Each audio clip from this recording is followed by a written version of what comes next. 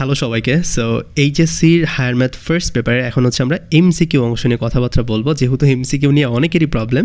তো যতগুলো চ্যাপ্টার আছে সবগুলো চ্যাপ্টারে এই বছরের যে ইম্পর্টেন্ট টাইপগুলো আসতে পারে, তো সেগুলো নিয়ে হচ্ছে আমরা ডিসকাস করবো, যাতে পরীক্ষার হলে যেভাবেই কোয়েশ্চেন আসুক আমরা যাতে অ্যান্সার করতে পারি। কারণ হায়ার ম্যাথের ক্ষেত্রে আমাদের কিন্তু টাইপগুলো কমন চলে আসে, অর্থাৎ ওই টাইপের কোয়েশ্চেনই তোমাকে একটু মান চেঞ্জ করে দিয়ে দিবে। প্রথম যে চ্যাপ্টারটা রয়েছে সেটা দিয়েই শুরু করি। আর এই ক্লাসের যে পিডিএফটা, ওখানে কিন্তু হচ্ছে আমি দেখো প্রশ্নের সাথে অ্যান্সার সহই দিয়ে দিব। সো তোমাদের রিভিশন দিতে খুব ইজি হবে। তো একবার হইলেও তোমরা দেখে যাবা, যাদের প্রিপারেশন ভালো বা প্র্যাকটিস তোমরা করতেছো, তো তুমি অবশ্যই যে পিডিএফটা রয়েছে এটা একবার চোখ বুলায় যাবা, কারণ এখানে সব থেকে ইম্পর্টেন্ট জিনিসগুলো দেওয়া হয়েছে।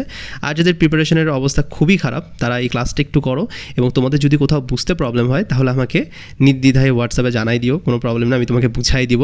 আর তোমরা হচ্ছে পিডিএফটা দেখবা, দেখে একটু প্র্যাকটিস করে যাবা। ওকে, ম্যাথের ক্ষেত্রে কিন্তু হচ্ছে হাতে প্র্যাকটিসটা খুবই ইম্পর্টেন্ট। তুমি যদি হচ্ছে লিখে প্র্যাকটিস করো তাইলে হচ্ছে এটা কার্যকর হবে। আর একবার লেখার পর তারপর চাইলে তুমি হচ্ছে রিভিশনের জন্য পরীক্ষার আগে যতবার ইচ্ছা দেখে যেতে পারো। সো ওইটা ব্যাপার না, বাট অবশ্যই হাতে লিখে প্র্যাকটিসটা করা উচিত। প্রথম চ্যাপ্টারটা দিয়ে হচ্ছে আমরা একদম স্টার্ট করি, ম্যাট্রিক্স নির্ণায়ক। তো এখানে একটা ম্যাট্রিক্স দেওয়া আছে, বলতেছে কে এর কোন মানের জন্য ম্যাট্রিক্সটি ব্যতিক্রমী হবে। তো এই ম্যাট্রিক্সের ক্ষেত্রে আমরা যদি দেখি 2 2 0 4 কে 0 1 3 2, তো এই ম্যাট্রিক্সটা বলতেছে যে কখন ব্যতিক্রমী হবে, যদি এটা হচ্ছে 0 হয়। তো এখানে যেহেতু আমরা কে বের করব, তো এই বরাবর হচ্ছে আমরা সারি এবং কলামকে বাদ দিয়ে দিব, কারণ এটা আমাদের জন্য ইজি।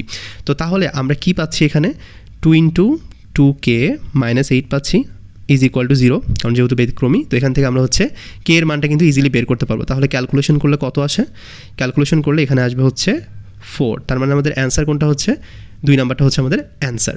আচ্ছা, নেক্সট প্রশ্নটাতে আমাদের কি বলতেছে, এখানে হচ্ছে 2টা ম্যাট্রিক্স দেওয়া আছে। তো 2টা ম্যাট্রিক্সে বলতেছে যে 2টা ম্যাট্রিক্স দিয়ে এবি বের করতে। তো এবি বের করার জন্য আমরা জাস্ট সিম্পলি এইটাকে যদি ক্যালকুলেশন করে দেই, তাহলে আমরা কত পাচ্ছি, 4 - 6 4 - 6। আমি একটু তাড়াতাড়ি যাচ্ছি যাতে করে তোমাদের কম টাইমের মধ্যে ক্লাসটা কমপ্লিট হয়। তারপরে যদি কারো বুঝতে প্রবলেম হয় তাহলে আমি আছি, সমস্যা নেই, তুমি আমাকে যে কোনো টাইমে নক দিতে পারো। -4 + 6, আর এখানে ক্যালকুলেশন করলে হচ্ছে -4 + 6। তো আমরা পরীক্ষার হলে একটু তাড়াতাড়ি করার ট্রাই করব, কারণ টাইম মেকআপ করা খুব কঠিন হয়ে যায়।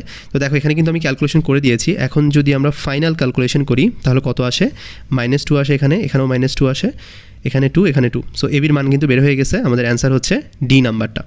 ওকে, আচ্ছা, এর পরের যে এমসিকিউটা আছে এটা কিন্তু আমরা বইয়ে দেখেছি। তো এই ক্ষেত্রে যখন ওই যে আমাদের ওমেগার যে সূত্র ছিল 1 + ω + ω² = 0, তো ওই ফর্মেটে আমাদেরকে ফেলতে হবে। যার কারণে আমাদের কী করা লাগবে, এখানে কলামগুলো হলো যোগ করে দেওয়া লাগবে। ধরো 1 নম্বর কলম, 2 নম্বর কলম এবং 3 নম্বর কলম যোগ করে আমরা হচ্ছে যদি প্রথমে বসাই দেই তাহলে কিন্তু আমাদের অ্যান্সার চলে আসবে।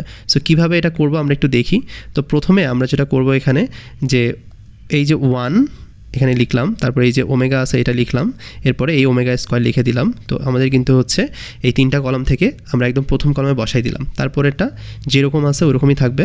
সেমভাবে এখানে হচ্ছে ওমেগা নিলাম, এরপর হচ্ছে ω² নিলাম, দেন হইলো 1 নিলাম, আর তারপরে যা আছে সেভাবে বসাই দিলাম। ওকে, এবার হচ্ছে ω² নিলাম, এরপর 1 নিলাম, এরপর ওমেগা নিলাম। ওকে, সো বসাই দিলাম। এরপরে হচ্ছে দেখা গেছে যে আমাদের যা আছে তাই 1 ওমেগা। ওকে, তো এবার যদি আমি হচ্ছে হিসাব করি তাহলে কি আসে, যে আমরা কিন্তু জানি 1 + ω + ω² মান কত, 0। তো সেমভাবে নিচেরগুলো কিন্তু 0 0 হবে।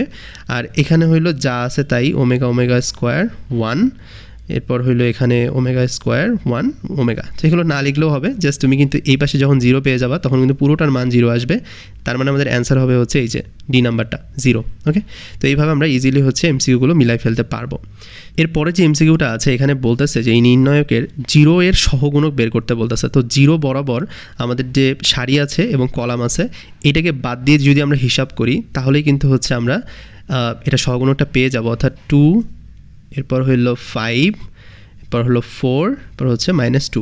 এরপরে যদি আমরা হিসাবটা করি তাহলে কত আসে, এখানে প্রথমে হচ্ছে মাইনাস দিব, তারপর হইলো -4, তারপর হচ্ছে -20 = 24।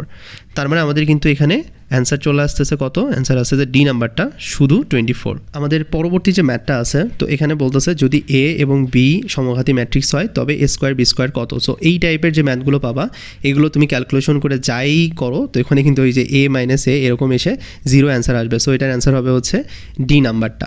আচ্ছা, তো এর পরবর্তী যে ম্যাথটা আছে, তো এখানে একটা এ ম্যাট্রিক্স দেওয়া আছে, বলতেছে যে অ্যাডজয়েন্ট এ কত হবে। তো আমরা যদি হচ্ছে সিম্পলি এই জিনিসটাকে বের করি তাহলে আমরা কীভাবে বের করব, এখানে জাস্ট আমরা অবস্থানটাকে চেঞ্জ করে দিব, আমরা কিন্তু শর্টকাট জানি। সো সেক্ষেত্রে উপরে থাকবে হচ্ছে 3 2 -4 -1 থাকবে নিচে। সো এখন যদি আমরা ক্যালকুলেশনটা করি তাহলে কত আসে, এখানে হচ্ছে -2 + 12 = 10। তার মানে আমাদের অ্যান্সার হচ্ছে প্রথমটা 10। ওকে, আচ্ছা ওয়েল, এর পরের যে আমাদের ম্যাথটা আছে, তো এখানে হচ্ছে আমাদের কিন্তু ওয়াইয়ের মান বের করতে বলছে।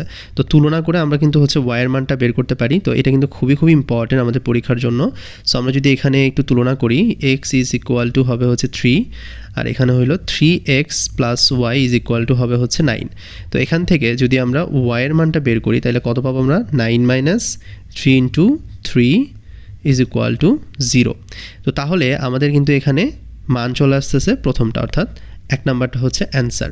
আচ্ছা, এই যে প্রশ্নটা আছে পরবর্তীতে, তো এখানে কিন্তু হচ্ছে আমাদের একটা ম্যাট্রিক্স দেওয়া আছে, ইনভার্স বের করতে বলছে। তো আমরা কিন্তু হচ্ছে অ্যাডজয়েন্ট এ উপরে আর হইল নিচে এর মানটা দিয়ে ইজিলি এটা বের করতে পারি। তো আমাদের এখানে কিন্তু অ্যান্সার যেটা সেটা আসবে হচ্ছে ডি নাম্বারটা।